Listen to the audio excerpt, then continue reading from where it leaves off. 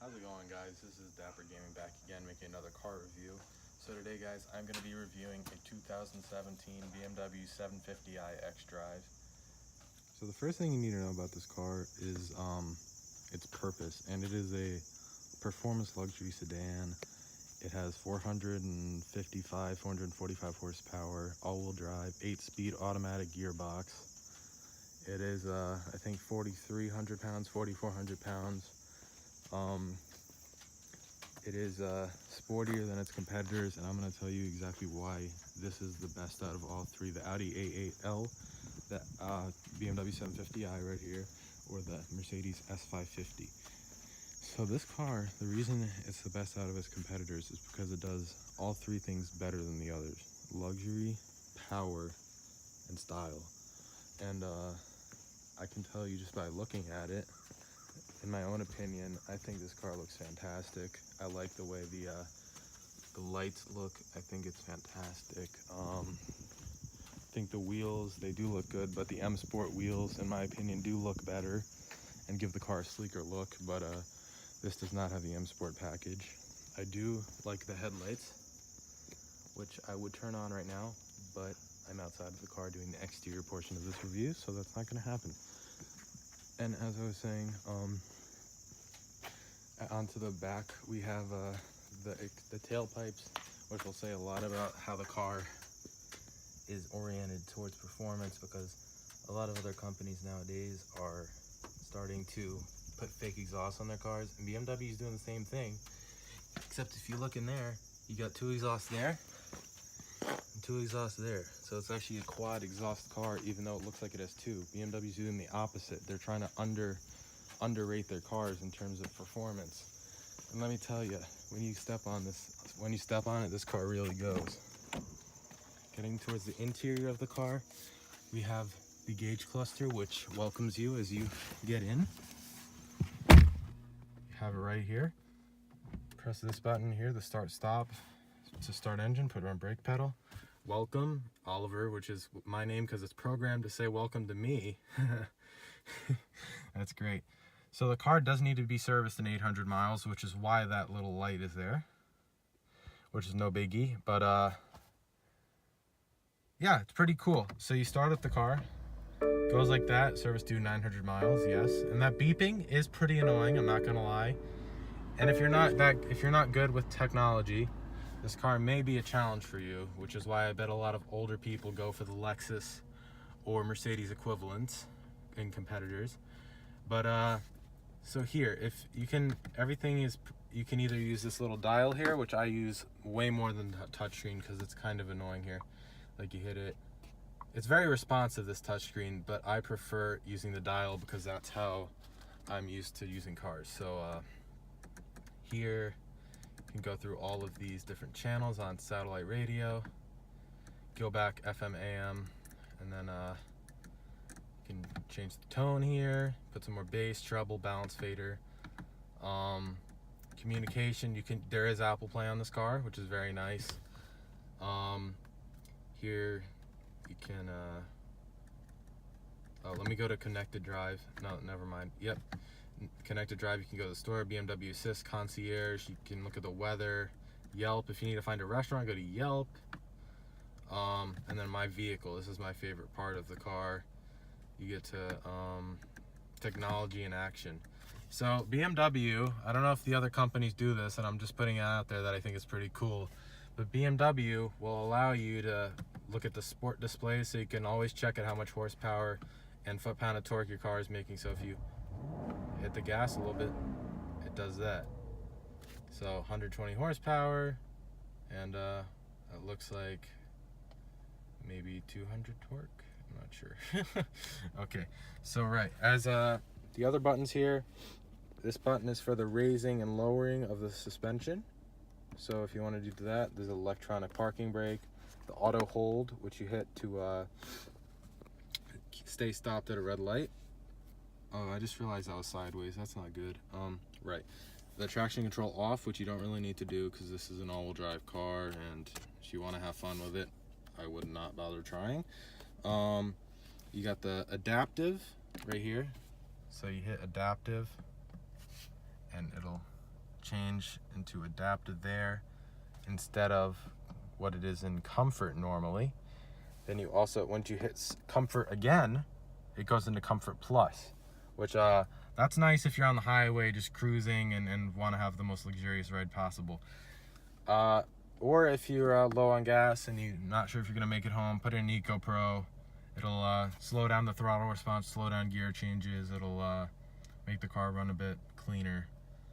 What I usually run in is Sport right here. And in this car, there's no suspension or you can't change the suspension or the throttle response or shift it. Actually, you can change the shifting right here. You put it into drive, shift it over, and the car will go from drive to S1. So that's just the sporty shifting. But if you want it to be in manual mode, you drop it back once and it'll go into it'll go into M1, and then you can also use the paddle shifters or this shifter thingy. I don't know. But also here, which I think is very cool, is the climate controls, which are digital. I honestly don't know why they couldn't have just made it buttons, which I prefer, honestly. But oh, this is gonna make some noise. But you can change the temperature with this, or just put on max AC. This is gonna be loud. Cold, but not that cold. It takes a little while to get warmed up. I'm gonna turn that off. Oh, I'm in drive. Darn. All right, put it back in park. I'm gonna show you the rear part of this vehicle.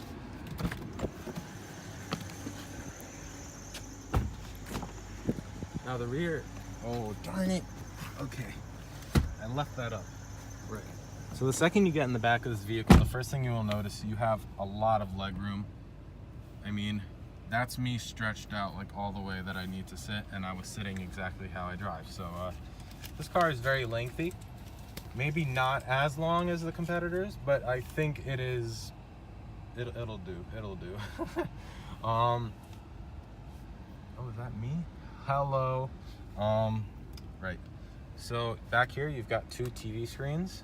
You can it actually is not touchscreen, and you might be wondering, well, where am I supposed to control this thing? There? Nope, that's not gonna work. It's not touchscreen. There, not either. So what you gotta do, what you gotta do, drop the center armrest down, and it will reveal the touchscreen controller, which you turn on with this button. Sometimes it is a bit finicky, but it should be an easy task for knowledgeable car people.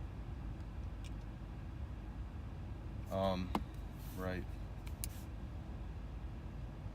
And we'll get back to that once it shuts on. But there, and you use this to control the car and everything it does. You could also pop it down. You could pop it. Oh no, that's another part. You could hit the eject button, and that'll pop out the pad. So you can use this whenever you want. You could, if you're on your way to work and you want to have something to watch YouTube on. I don't know why you'd be doing that at work, but yep, cool.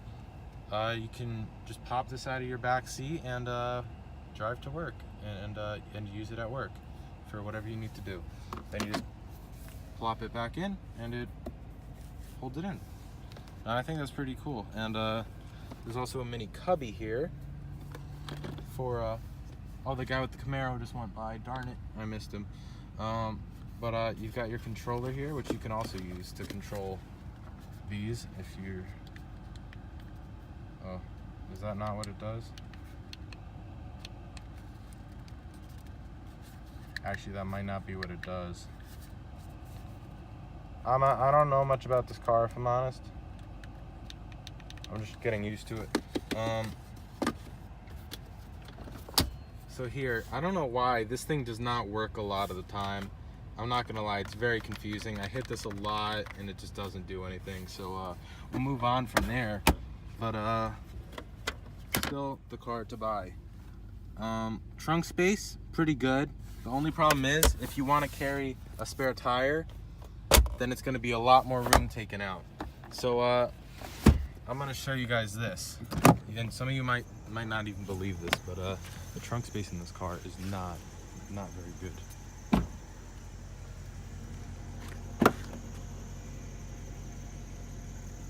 So here, trunk space good, it's good, but that's because there's no spare tire. I'm gonna go get the spare tire. I'm gonna show you how much room would be taken if you did put it back in. And now we've got the spare tire in the car. And just look at how much space that takes out. And keep in mind, the cover for this spare tire actually comes up to about here. So that takes out a lot of room. It removes the ability to put any larger bags. You can't really fit much, honestly. I don't know how they got away with that. I think that's why this car comes with run flat tires, which are Michelin's. And sorry, I'm out of breath. I just ran upstairs with a freaking tire. Yeah, that's how it'd be. Okay, I'm gonna get onto the driving portion of this review, and that's where this car really shines. So let's get down to it. So, driving the 750i. Pulling out of my driveway here.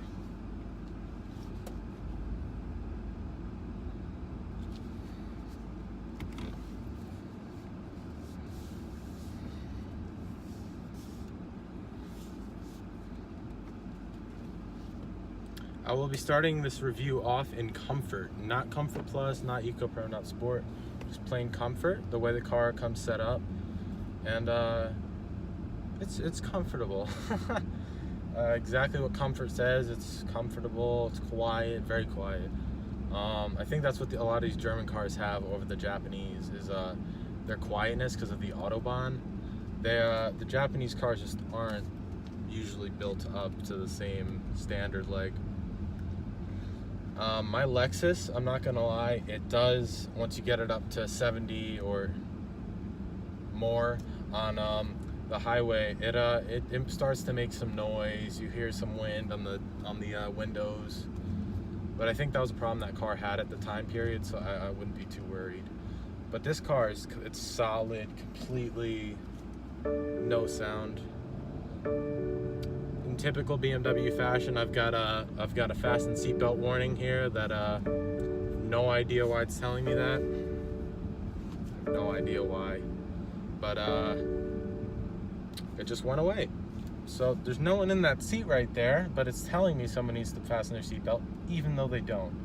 Which, okay, but right. So I'm gonna put the car in Comfort Plus mode now, and okay, Comfort Plus, and the seatbelt warning is back again.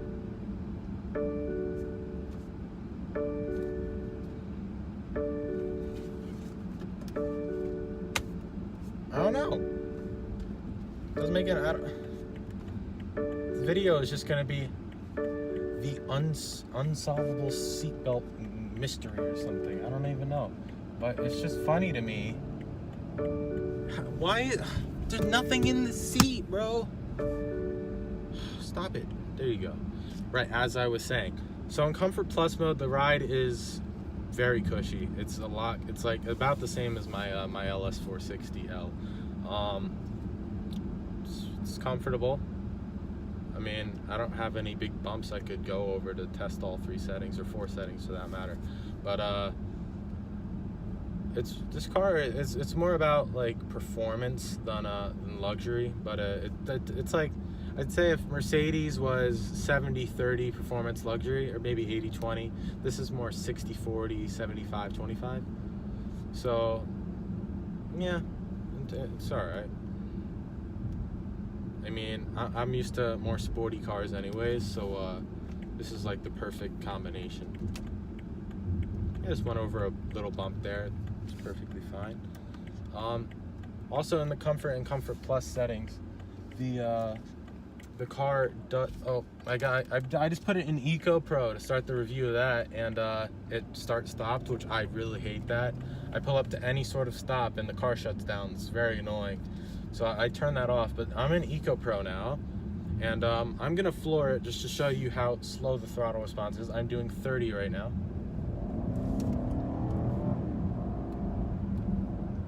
And that was 50. So that just goes to show you this car really does not like accelerating in EcoPro.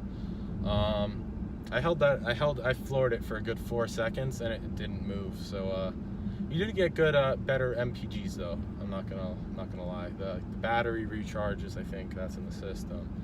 I mean the V8, it's a 4.4 liter twin turbocharged V8 pushing, like I think I already said 445, 450 horsepower.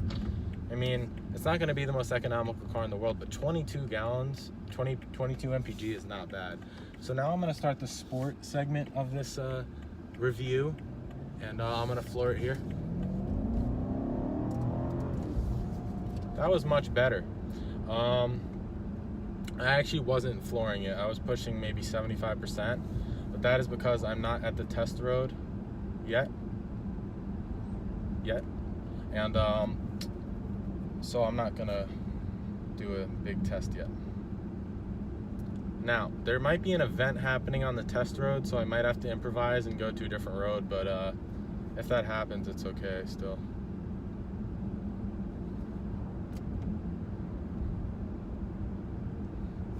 Now, I'm going to use the sporty shifting setting now. So that ups the RPM, it lowers gear. So I'm doing 2,000 RPM now, and that's low for the setting. You might be doing 2,000 to 3,000 RPM when using this setting.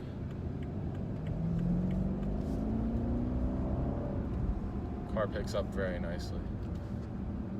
Really picks up.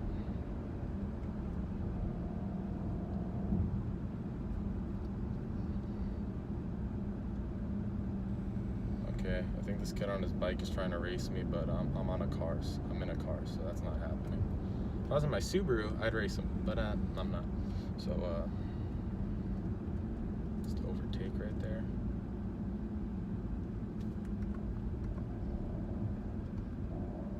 I'll do a 0 to 60 test right here.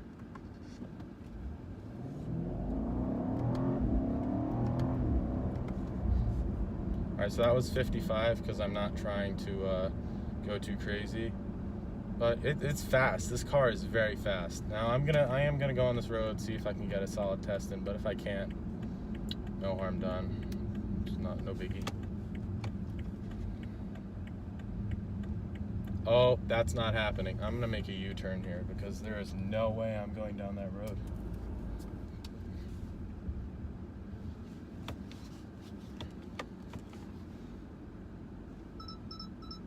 Yep, I see that car. That is a car reminding me that there was a car behind me that I might not have seen and might have hit. Which I wouldn't have because I obviously saw it coming, but cool. Here, okay.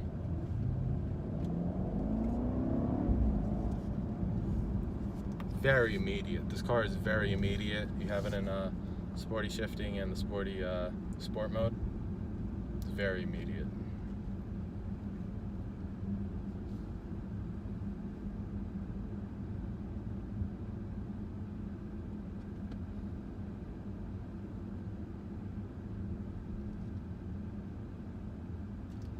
Yeah, I'll make this review longer.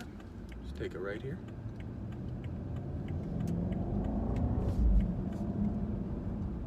Half throttle, 0 to 40. It's just, that's where this car shines. Like, you need to pull onto a highway and someone's coming up on you and they're all the way on the right lane and not moving over for you, you got no problem just blowing them out of the water, you know. Yeah, they're going 65 and you're entering at 30, you should have no problem. Honestly, it should take a second, maybe 2, but this car is quick, so I wouldn't expect it to take too long.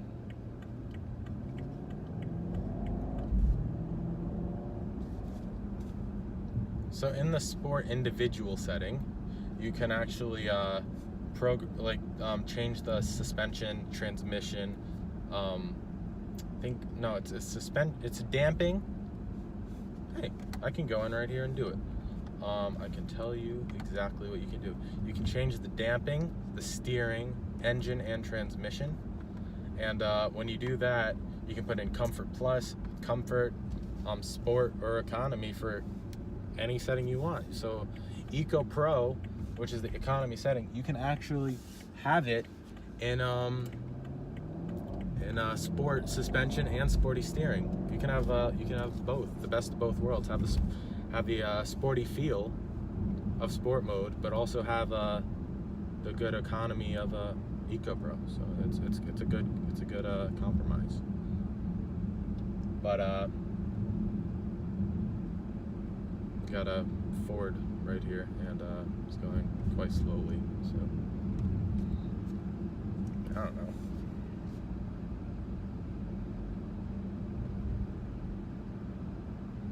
So it's a nice day out, so a lot of people are walking. This guy is turning, so I'm going to try and get a full acceleration little clip right here.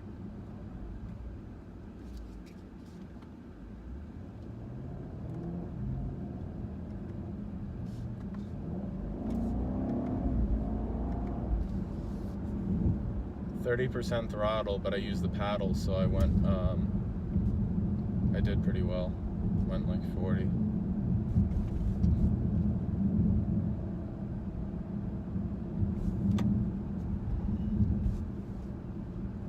And the crazy thing about this car is, like in a lot of cars, you'll get up to, in my Subaru, you might get up to 60 miles an hour and you'll feel like, okay, this is starting to go a lot faster now. We're starting to pick up some speed. In this, you just sit here and you floor it and you still feel like you're sitting still. It's like, it's crazy. You just don't feel a sense of like speed. Like the car can just handle 300 miles an hour and be perfectly fine. It's quite a feeling.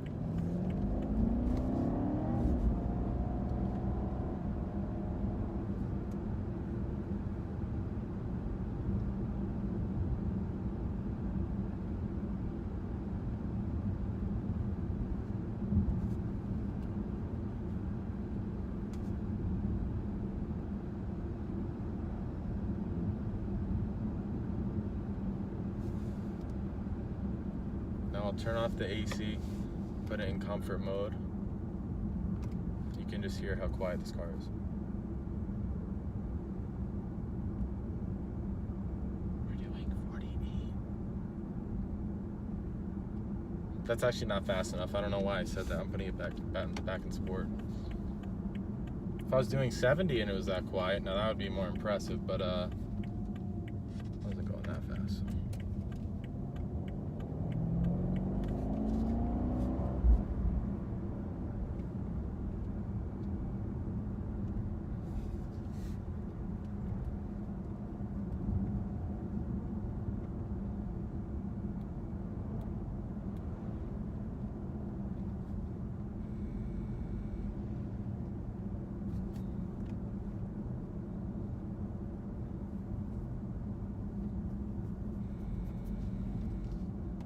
That's the steering wheel there, reminding me that I touched the double yellow line because I had no idea I did, which, I did. But that's another kind of annoying thing. Even though you can turn it off, the car constantly buzzes you. Someone's coming up in your blind spot, it'll flash, it'll show up on the display. I mean, I can see people. It's just like, you're in a BMW that can easily outdo everything their car can do. So if you want to overtake someone, you can. I mean, it's not a, like, maybe on a Corolla that takes 13 seconds to get 0 to 60, that's a thing you should have a blind spot warning. But in something that can probably lap that freaking Range Rover in front of me on a highway, or double the speed or whatever from like 0 to 60, it's kind of annoying, especially when you're changing lanes, or the what's it called, or when the line gets faint and they repainted it in a different spot. You might be going in a single line, but the car doesn't know that, and it takes the faint line as the correct line, and it'll start buzzing just for no reason, even though you're in the proper lane. So it's another thing. 13 minutes for a driving portion. That's not bad. And I took like 4 on the interior and exterior, and that I guess that goes to show you how much I love cars, driving.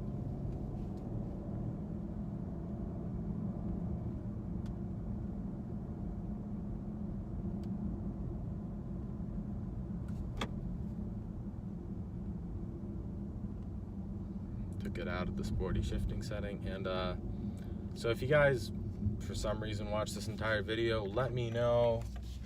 Scroll down in the comments, let me know what you think of this car. Let me know if you guys have a car like this or are looking into buying them, and I'll be happy to give you my verdict on each of them or whatever you want to know. But I'm gonna end this review here. Thanks for watching, and have a great year, everyone.